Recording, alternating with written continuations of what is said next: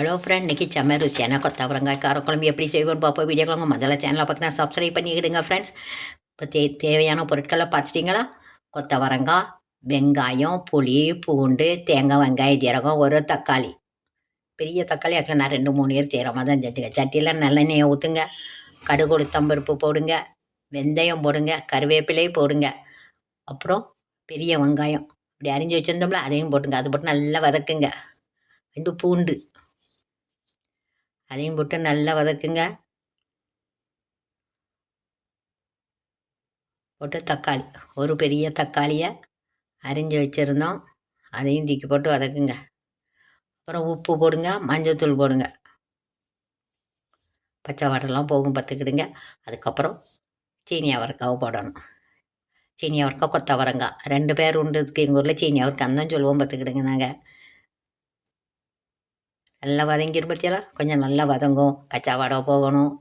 அதுக்கப்புறம் குழம்பு மிளகாய்த்தூள் 2 ஸ்பூன், தனி மிளகாய்த்தூள் ஒரு சின்ன ஸ்பூனுக்கு 1 ஸ்பூன் போட்டுருங்க. பெரிய ஸ்பூனுக்குன்னா 1/2 ஸ்பூன் போதும்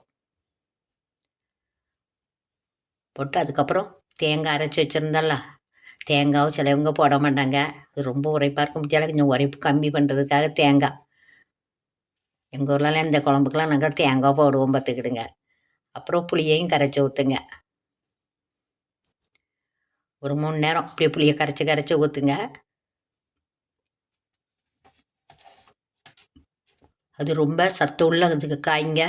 கேல்சியம் நிறைந்தது, எலும்புகளை நல்லா வலுப்பெற செய்கிறது.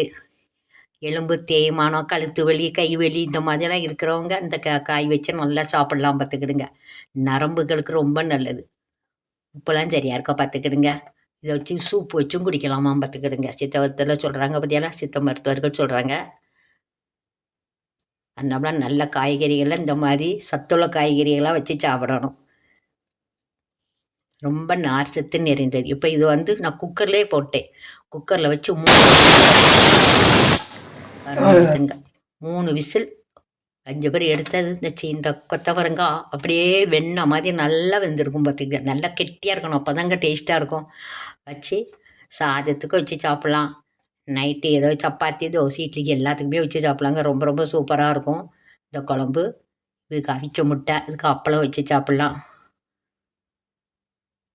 முட்டை ஆம்லெட் வச்சு சாப்பிட்லாம். ரொம்ப செய்து சாப்பிட்டு பாருங்கள்.